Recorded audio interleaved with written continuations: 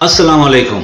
मैं अतीक राजा और आप देख रहे हैं स्पोर्ट्स 93। पाकिस्तान क्रिकेट टीम के मौजूदा कप्तान बाबर आजम के बारे में बहुत ज़्यादा बातें हो रही हैं, बहुत ज़्यादा मनफी प्रोपेगेंडा किया जा रहा है चैनल्स पे, सोशल मीडिया पे।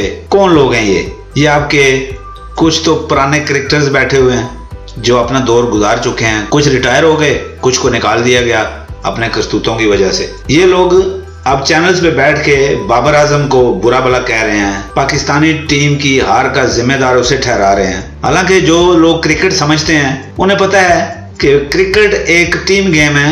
फर्द वाहिद ना आपको मैच जितवा सकता है, ना आपको मैच हरवा सकता है। जब तक पूरी टीम इसमें हिस्सा ना डाले, शेयर ना करे, तो आप मैच नहीं जीत सकते।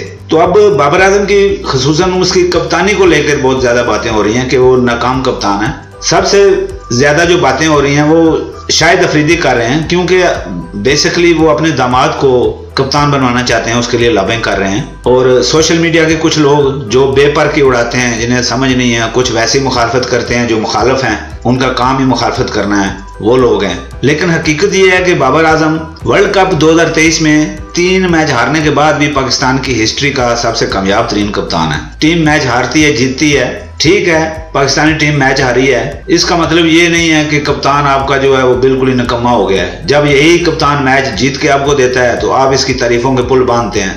लेकिन कुछ लोग ऐसे हैं जो उस वक्त भी उसकी तारीफ नहीं करते, बस ठीक है जी मैच जीत गया। ये मुनाफिकत की निशानी है। जो लोग दिलों में बुग़्ज़ रखते हैं वो पाकिस्तान के लिए खेल रहा है, अपने लिए नहीं खेल रहा। शाहिद अफरीदी बहुत ज्यादा तनकीद कर रहे हैं, शाहिद अफरीदी बेसिकली लॉबिंग कर रहे हैं। शाहिद अफरीदी कहते हैं जी कि कप्तान को दिलेर होना चाहिए। तो शाहिद अफरीदी साहब, आप तो बड़े दिलेर कप्तान थे, आपने कितने मैच जितवा दिए पाकिस्तान टीम को, और आपके दौर में पाकिस्तान टीम ने कितने रिकॉर्ड्स बनाए, जरा बताएं। अगर आपको नहीं पता तो मैं बताता हूं कि आप पाकिस्तान की हिस्ट्री के नाकाम तरीन कप्तानों में से एक हैं। और कुछ लोग जो है वो सरफराज के लिए अब बातें करना शुरू हो गए हैं कि सरफराज मुआजना शुरू हो गया, कंपैरिजन शुरू हो गया बाबर आजम का और सरफराज अहमद का। पहली बात तो यह है कि सरफराज अहमद अब बूढ़ा हो गया, कागजों में उसकी उम्र 37 साल है, बाकी अल्लाह बेहतर जानता है। और दूसरी बात यह है कि सरफराज अहमद को जब कप्तानी से हटाया गया था 2019 के वर्ल्ड कप के बाद, तो उस वक्त ये हालत थी कि सरफराज की कप्तानी में उस वक्त आखिरी 13 मैचों में पाकिस्तानी टीम सिर्फ 1 या 2 मैच जीत सकी थी, और सरफराज की अपनी परफॉर्मेंस भी बिल्कुल बेकार थी। उस वक्त पाकिस्तान की जो पोजीशन थी वनडे में 9वें नंबर पे चली गई थी।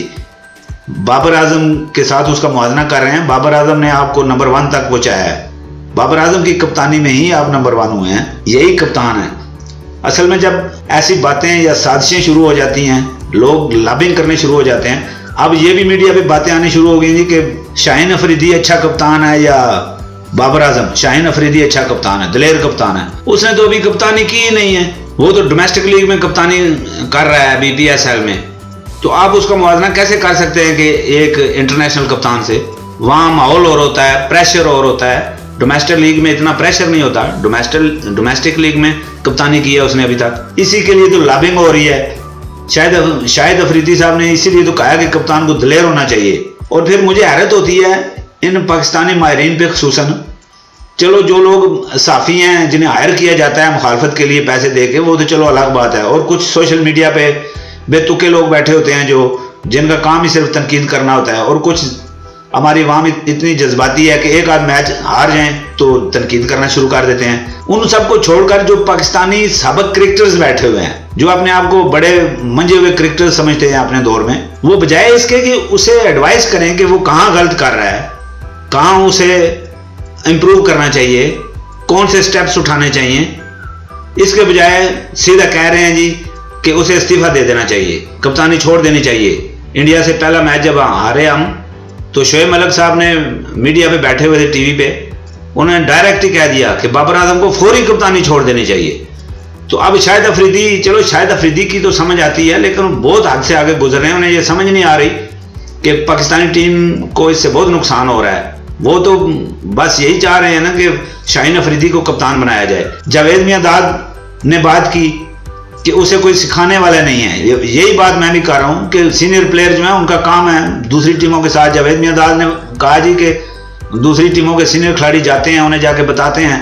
बाबर आजम को कोई बताने वाला नहीं है, कोई सिखाने वाला नहीं है। तो खुदा के लिए मेरी इन सबसे गुजारिश है कि बराए मेहरबानी आप लॉबिंग ना करें, कम से कम वर्ल्ड कप के खत्म होने का इंतजार कर रहे हैं। वर्ल्ड कप खत्म हो जाएगा, टीम जब खेल के आ जाएगी तो फिर जो करना है कर लें, उसको कप्तानी से इलादा कर दें। कोई आग नहीं लगी हुई, ना कोई पहाड़ गिरेगा उस पर, उसे कुछ नहीं होगा। शाहीन अफरीदी को शायद अफरीदी साहब कप्तान बनवा लें, कोई फर्क नहीं पड़ेगा।